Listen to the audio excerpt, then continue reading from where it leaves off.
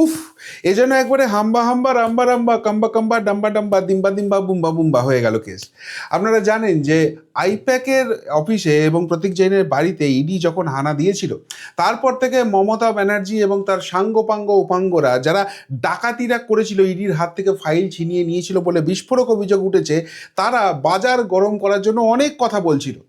ED নাকি সেখানে চুরি করতে গিয়েছিল, ডাকাতি করতে গিয়েছিল, তাদের সব তথ্য প্রমাণ নিয়ে নিয়েছে, তাদের নির্বাচনের স্ট্র্যাটেজি নিয়ে চলে গেছে, এবং ইডি অফিসিয়ালদের এবার একদম কোমরে দড়ি পরিয়ে জেলে ঢোকানো শুধু সময়ের অপেক্ষা।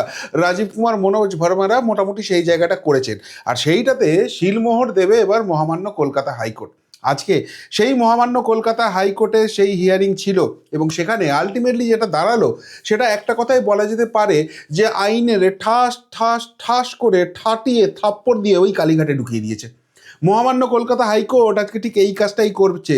আইপ্যাক নিয়ে তৃণমূলের করা মামলার নিষ্পত্তি করে দিল হাইকোর্ট, তবে মুলতুবি রইল ইডির মামলা কোন পক্ষের কি যুক্তি।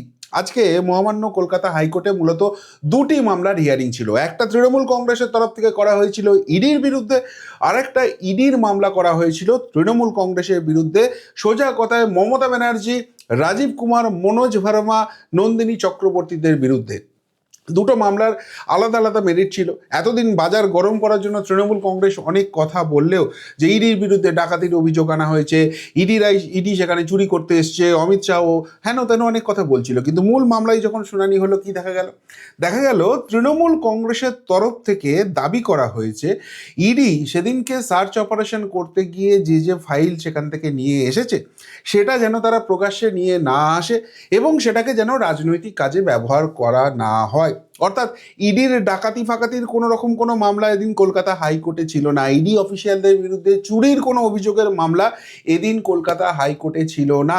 এতদিন তৃণমূল কংগ্রেস যা বলেছে সবটা সম্পূর্ণ মিথ্যাচার ছিল, এটা এক নম্বর এস্টাবলিশ হয়ে গেল। এবার সেই মামলাটার হিয়ারিং শুরু হওয়ার পরেই সাথে সাথে ইডির তরফ থেকে যেটা জানানো হয় যে দেখুন, আমরা এই নিয়ে ইতিমধ্যেই চলে গেছি মহামান্য সুপ্রিম কোর্টের কাছে, সেখানে মামলাটাকে অ্যাকসেপ্টেড করা হয়েছে, সুতরাং মহামান্য সুপ্রিম কোর্টে সেটার হিয়ারিং হবে, তাহলে কলকাতা হাইকোর্টে আর এই মামলার হিয়ারিংয়ের কি যৌক্তিকতা আছে। তখন তৃণমূল কংগ্রেসের তরফ থেকে বলা হয় যে আমরা এই মামলা নিয়ে মহামান্য সুপ্রিম কোর্টে ক্যাভিয়েট দাখিল করে রেখেছি, অর্থাৎ এই মামলার শুনানি হলে আমরাও সেখানে পার্টি হব এবং আমাদের বক্তব্য রাখবো, কিন্তু আমরা তো এই নিয়ে কোনো মামলা করিনি, সুতরাং মামলাটার হিয়ারিং করা হোক। এবার এরই যুক্তি ছিল যে দেখুন, সাবজেক্ট ম্যাটার একই, এই মামলা যখন মহামান্য সুপ্রিম কোর্টে হবে তখন কলকাতা হাইকোর্টের এখতিয়ারই নেই এই মামলাটা হিয়ারিং করার।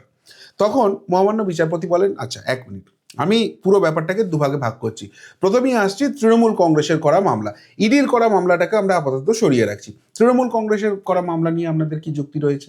তখন ইডির তরফ থেকে বলা হয় যে এই মামলাটা মেনটেনেবল নয়। কেন মেনটেনেবল নয়? কেননা ইডির যুক্তি ছিল আমরা সেদিনকে রেড করতে গিয়েছিলাম প্রতীক জৈনের বাড়িতে, আমরা সেদিনকে রেড করতে গিয়েছিলাম প্রতীক জৈন যে সংস্থার সঙ্গে যুক্ত আছে সেই সেই সংস্থার অফিসে, সুতরাং এর সঙ্গে তৃণমূল কংগ্রেসের কোনো যোগ নেই। এবং তার থেকেও বড় কথা, তৃণমূল কংগ্রেসের হয়ে এই মামলাটি দায়ের করেছেন শুভাশিস চক্রবর্তী নামে এক ব্যক্তি। কে এই শুভাশিস চক্রবর্তী? কি তার সম্পর্ক ছিল? সেদিনকে যখন রেড হচ্ছিল তিনি কি সেখানে উপস্থিত ছিলেন? সুতরাং এই সমস্ত পয়েন্ট যখন দাঁড়াচ্ছে না, তখন মামলাটাই মেনটেনেবল নয়, এই মামলাটাকে খারিজ করে দেওয়া হোক, এটা ছিল ইডির তরফ থেকে যুক্তি। এখন সেই সমস্ত কথা শোনার পর তখন তৃণমূল কংগ্রেস হাই হাই করে চেঁচিয়ে ওঠে, তাদের আইনজীবীরা বলতে শুরু করেন যে না, এরকম কোনো ব্যাপার নাই, আপনারা কতক্ষণ ধরে বলবেন, আমাদের বলার সুযোগ দেওয়া হচ্ছে না। তখন সোজা কথায় জানতে চাওয়া হয় যে বিচারপতির তরফ থেকে আপনারা কি চাইছেন, তৃণমূল কংগ্রেস কি চাইছে এই মামলাটি নিয়ে। তখন তৃণমূল কংগ্রেসের তরফ থেকে বলা হয় যে সেদিনকে যে সার্চ অপারেশন করা হয়েছে, সেদিনকে যে রেড করা হয়েছে এবং সেখান থেকে যেসব ফাইল বাজেয়াপ্ত করেছে ইডি, সেগুলো তারা প্রকাশ্যে যেন না নিয়ে আসে এবং সেগুলোকে রাজনৈতিকভাবে যেন তারা ব্যবহার না করে। তখন ইডি হেসে ফেলেন, ইডির আইনজীবীরা হেসে ফেলেন, কেন্দ্রীয় সরকারের তরফ থেকে যে আইনজীবী ছিলেন তারা হেসে ফেলেন। তারা বলেন যে ভাই, আমরা সেদিনকে কোনো রেড করিনি, আমরা যে রেড করতে গিয়েছিলাম সেখান থেকে কোনো কিছু আমরা সিজ করিনি। তার কারণ হচ্ছে আমরা সিজ করার জন্য যে যে জিনিসগুলো রেডি করেছিলাম, যে ফাইল, যে ডকুমেন্টস, যা কিছু ছিল, সেগুলো মমতা বন্দ্যোপাধ্যায় এই রাজ্যের মুখ্যমন্ত্রী, তিনি তার পুলিশকে নিয়ে গিয়ে সেগুলো সমস্ত কিছু সেখান থেকে ছিনিয়ে নেন আমাদের তরফ থেকে। এমনকি আমাদের পঞ্চনামা অবধি ভালো করে তৈরি করতে দেওয়া হয়নি। ফলে যখন আমাদের রেডটাই ফেল হয়ে যায়, আমাদের এইভাবে সেখানে হস্তক্ষেপ করা হয়, যেটা নিয়ে আমরা মামলা করেছি। সুতরাং আমাদের তরফ থেকে ফাইল সিজের তো কোনো ব্যাপার নেই। আর আমরা যদি কোনো ফাইল সিজ করে না থাকি, তাহলে আমরা সেগুলোর গোপনীয়তা রক্ষা করব কিভাবে? যা ফাইল চুরি করেছে, যা ফাইল নিয়ে চলে গেছে, সে তো মমতা ব্যানার্জি। তাকে বলুন কি করবেন না করবেন, আমাদের এই ব্যাপারে কেন বলতে আসছেন? এই কথা শোনার পর মহামান্য বিচারপতি কি করেন, তৃণমূল কংগ্রেসের করা মামলাটি খারিজ করে দেন। বলে এই মামলার আর কোন রকম কোনো ভ্যালু নেই, এই মামলাটা খারিজ। এবার আসে ইডির মামলার প্রসঙ্গ। ইডির মামলাতে তখন জিজ্ঞেস করা হয় যে তাহলে এই মামলা আপনারা বলছেন সুপ্রিম কোর্টে চলে গেছেন, আপনারা এখন কি চাইছেন? তো যথারীতি ইডির তরফ থেকে বলা হয় যে আমরা সমস্ত কিছু ডিটেলস, কে চুরি করেছে, কে ডাকাতি করেছে, কে ছিনতাই করেছে, তার সমস্ত কিছু মহামান্য সুপ্রিম কোর্টের কাছে জমা দিয়েছি। আমাদের সেই আবেদন গৃহীত হয়েছে।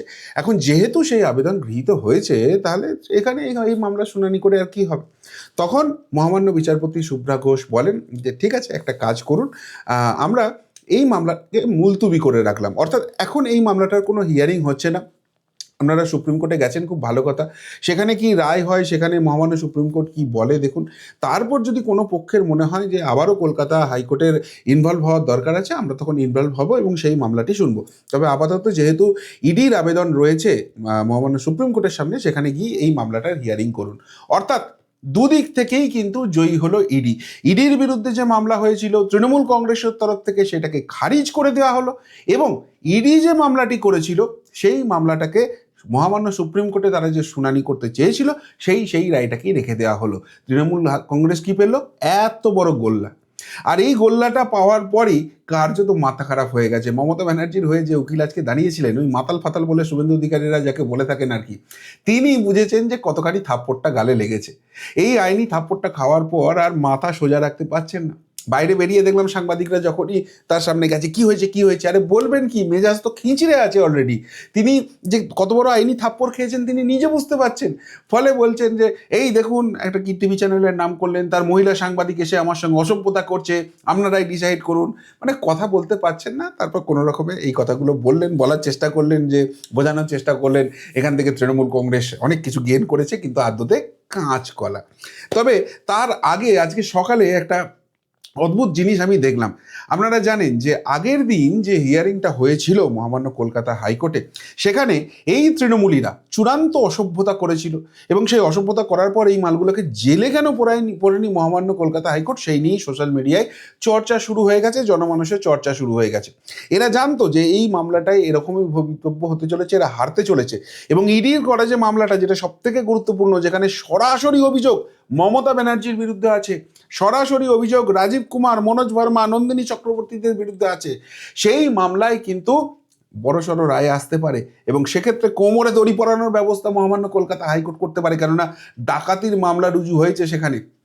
ফলে তারা গন্ডগোল করে সেই মামলাটাকে ঘেঁটে দেওয়ার চেষ্টা করেছিল। মহামান্য বিচারপতি শুভ্রা ঘোষ সেখানে হিয়ারিংই করতে পারেনি, এবং যার ফলে আজকে হিয়ারিংটাকে তিনি করতে বাধ্য হন। তো আজকেও সেই একই গন্ডগোল করতে পারে এই তৃণমূলীরা, এই অসভ্যতা করবে, আবারও মামলাটাকে ঘেঁটে দেওয়ার চেষ্টা করবে, এমনটা কিন্তু মহামান্য কলকাতা হাইকোর্ট সম্ভবত মনে করছিল।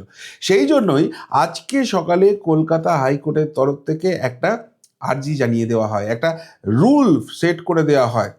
আইপ্যাক রেড ইডি কেস এজলাসে আইনজীবী প্রবেশে কড়া নিয়ম, লাইভ স্ট্রিমিং শুনানি, হাইকোর্টে এই মামলা নিয়ে বড় সিদ্ধান্ত। পরিষ্কারভাবে মহামান্য কলকাতা হাইকোর্টের তরফ থেকে জানিয়ে দেওয়া হয়, এই মামলার যারা সংশ্লিষ্ট আইনজীবী, অর্থাৎ ইডির তরফ থেকে যারা লড়ছেন, কেন্দ্রীয় সরকারের তরফ থেকে যারা লড়ছেন, তৃণমূল কংগ্রেস ইত্যাদি প্রভৃতি যারা যারা রয়েছেন আইনজীবী, শুধুমাত্র তাদেরই এন্ট্রি হবে। বাকি যারা আছে তারা যদি মনে করে যে এই মামলা তাদের শোনার দরকার আছে, তারা লাইভ স্ট্রিমিং দেখুক। এই আদালত চত্বরে এসে অসভ্যতা করতে পারবে না, বদমাইশি করে এই মামলা ভণ্ডুল করে দিতে পারবে না, আছে কিন্তু পরিষ্কারভাবে জানিয়ে দেওয়া হয়েছিল। অর্থাৎ সেদিনকে ওই যে চন্দ্রিমা ভট্টাচার্যরা গিয়ে বসেছিল, এবং ওই যে তৃণমূল কংগ্রেসের লিগাল সেলের একটা হোয়াটসঅ্যাপ চ্যাট ভাইরাল হয়ে গেছে, সেইটার খবর কিন্তু মহামান্য কলকাতা হাইকোর্টে রেখেছিল। তাই এদের বাঁদরামি বন্ধ করার সমস্ত ব্যবস্থা সকাল থেকেই করে রেখে দেওয়া হয়েছিল। আবার এই মামলা যখন মোটামুটি রায়দান টায়দান হয়ে গেছে, তখন হঠাৎ করে ওই মাতালটা, যেটাকে অ্যাপয়েন্ট করা হয়েছিল আর কি উকিল হিসেবে, তো সেই মাতাল নাকি এটা নিয়ে বিশাল বাওয়াল দেওয়ার চেষ্টা করেছে যে এই যে ইডি রয়েছে, কলকাতা, মহামান্য কলকাতা হাইকোর্টে আগের দিনে শুনানি ভেস্তে যাওয়ার যে ব্যাপারটা, সেটা নিয়েও সুপ্রিম কোর্টে রিপোর্ট করেছে। কেন তারা এটা নিয়ে রিপোর্ট করবে বা এটা নিয়ে তারা সেখানে মামলায় বলবে? কেননা তারা এই যে ভিডিও ফুটেজ দিয়েছে, সেগুলো কি মহামান্য সুপ্রিম কোর্টে দেখার সময় হবে? সেগুলো তো কিছুই দেখা হবে না, এই নিয়ে তারা বলতে পারে না। ইডি তখন বলে যে মহামান্য সুপ্রিম কোর্ট কোন মামলায় কি দেখবেন কি দেখবেন না আপনি কি করে জানলেন? আপনি কি করে জানলেন যে সেই ভিডিওগুলো দেখা হবে না? আর আপনাকে জানিয়ে রাখি যে মহামান্য সুপ্রিম কোর্ট যখন প্রয়োজন মনে করে সমস্তটা খতিয়ে দেখে।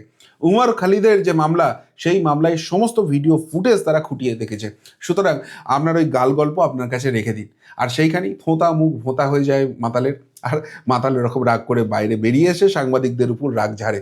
অর্থাৎ সব মিলিয়ে চারিদিক থেকে আইন ব্যবস্থা, বিচার ব্যবস্থাও পরিষ্কার বুঝতে পেরে যাচ্ছে যে এই তৃণমূল যেগুলো বলে সেগুলো আসলে ঢপবাজি, নিখাদ ঢপবাজি।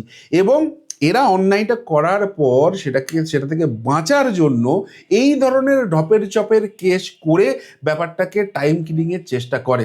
সুতরাং এদের মামলার কোনো গুরুত্ব দেওয়ার কোনো দরকার নেই। এই মামলাগুলোকে সোজা কথায় খারিজ করে দাও, হাটিয়ে দাও। ভাই এরা টাইম ওয়েস্ট করে, এদের মামলার কোনো মেরিট নেই।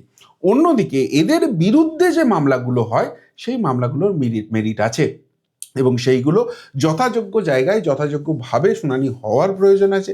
সেটা মহামান্য কলকাতা হাইকোর্টে হতে পারে, সেটা সুপ্রিম কোর্টে হতে পারে। সুতরাং সেই মামলাগুলোকে গুরুত্ব দিয়ে রাখো।